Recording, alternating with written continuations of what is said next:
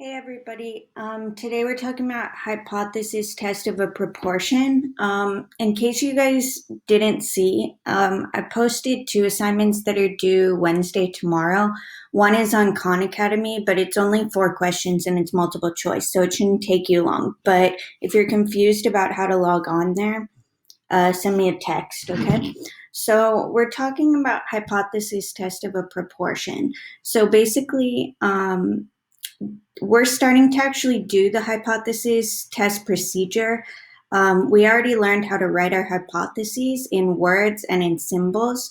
So that's like really important in order to be able to do these problems correctly. Because if you don't have the right hypothesis, obviously doing the math isn't even important. So for our hypothesis, we're going to do this question right here. So if you haven't already copied this down, please pause this video and take a moment to copy it down so that you can actually listen when I'm talking. Okay, so in this question, it's saying, suppose 30% of people like butter. We're supposed to assume that that's the norm, that that's the status quo, that in general, 30% of people just like butter.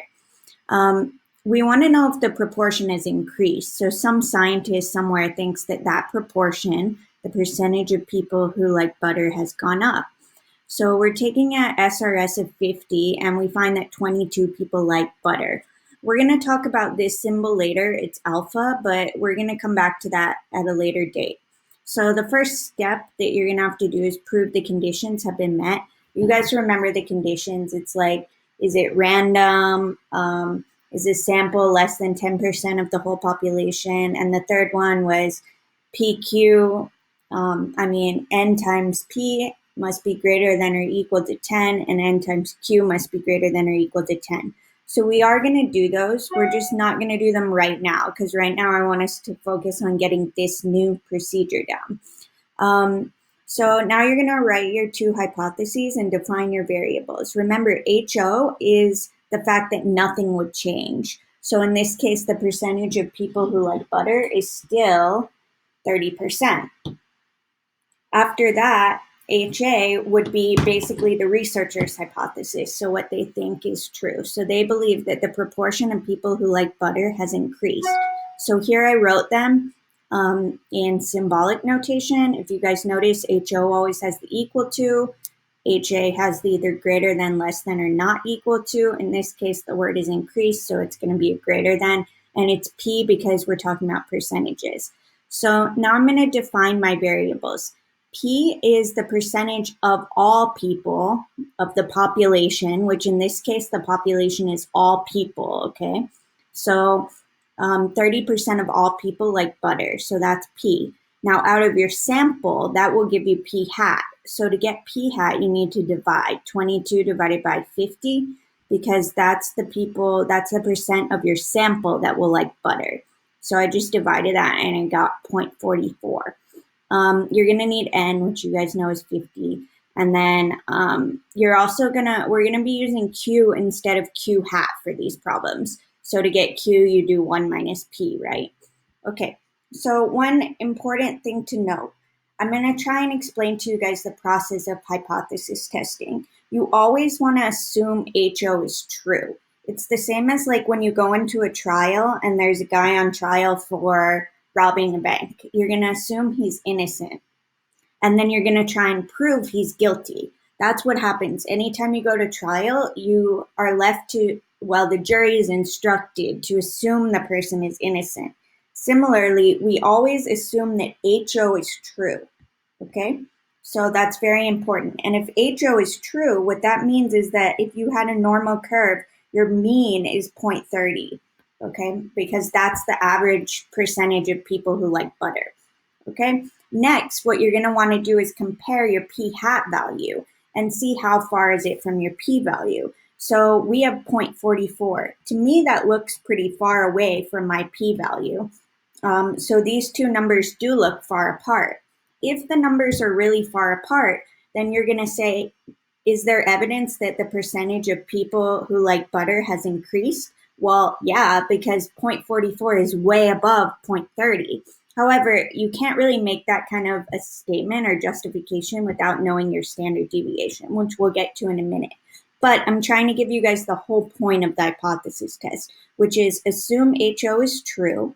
Then we're going to run some evidence, we're going to do some math, and we're going to see how far apart are these really. Because if they're really close to each other, you don't have enough evidence to prove HA. Like, what if our p hat was 0.31? Are you really going to say that that's higher? Yes, it's higher, but it's like not that much higher. It's just barely higher. And that can be caused by like variability in sampling. It can be caused by bias. It can be caused by lots of other things. But if your p hat is way above or way below your p, then that's evidence that maybe HO isn't true after all. Maybe HA is true. Maybe the percentage of people who like butter really has increased. Okay, so that's just kind of an overview. The next part is really hopefully going to be fairly simple because we've done this like a million times. So we are going back to this formula. I know that you guys are used to doing the one with p hat and q hat. However, we don't want to use the hats unless we don't have the p and q values.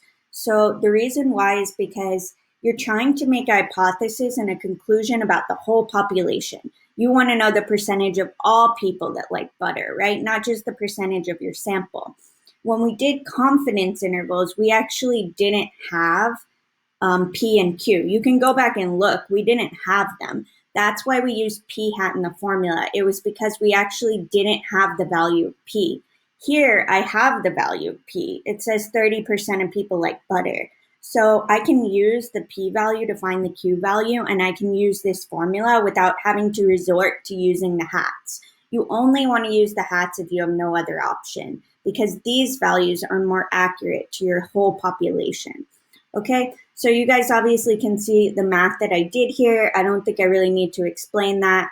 Just recall that when you're drawing the diagram, whatever the mean is assumed to be should be in the middle. And for this problem, we're assuming HO is true. If HO is true, then the percentage of people who like butter is still 30%, meaning you're going to put 30% in the middle. You're going to obviously go up and down by this number right here, which is your standard deviation. I only went up because, as you can see, my p hat value is well above 0.30. It's 0.44. So now that this value right here is going to represent your line, right? So you're going to draw your line at p hat, which is 0.44, which is a little closer to 0.42 than to 0.40. So this p hat, then to 0.49 equals 0.44. Then look at your alternative hypothesis to understand which way to shade. So go back and read your HA again. And you're noticing that you are trying to prove that the percentage of people who like butter has increased. So because it says increase, that means more than, that means greater than, meaning we're going to shade to the right because this is the side that represents greater than. Let me just do this in a different color. So in step 3, which is calculate your standard deviation and draw the model, you do need to draw this here. You should be drawing it before you do the z-score. Okay, final step for today. We're doing this hypothesis test in 2 steps. So the final portion for today, because I want you guys to practice one part at a time, this procedure is very long. So go ahead and calculate the z-score. This is the same formula that we did to calculate the z-score when we did the sampling distribution back in February. So you should be familiar with this formula. Just plug everything in. So p hat was 0.44, p is 0.30 divided by 0.0648, and I believe that gave me 2.16. And what we want to do now, the last step, is just double check that your z-score matches your diagram, okay? So if my z-score is correct, I should be above the mean by 2 standard deviations and a little bit. So just check. Like, go on here, let me use this thing. So here's your mean right here. You want to check that you are 1, 2, and a little bit above the mean. Am I? Yes, so my diagram is correct. So we're going to get to the conclusion next time. So on the problems you guys have to do, there's 2 of them. Basically, you just need to go through this step, and tomorrow we're going to talk about how to conclude the hypothesis problems. Okay, so, and by tomorrow, I mean Thursday. So we're going to talk about the conclusion next time. So that's it. Text me with any questions or come to Zoom. See you guys there.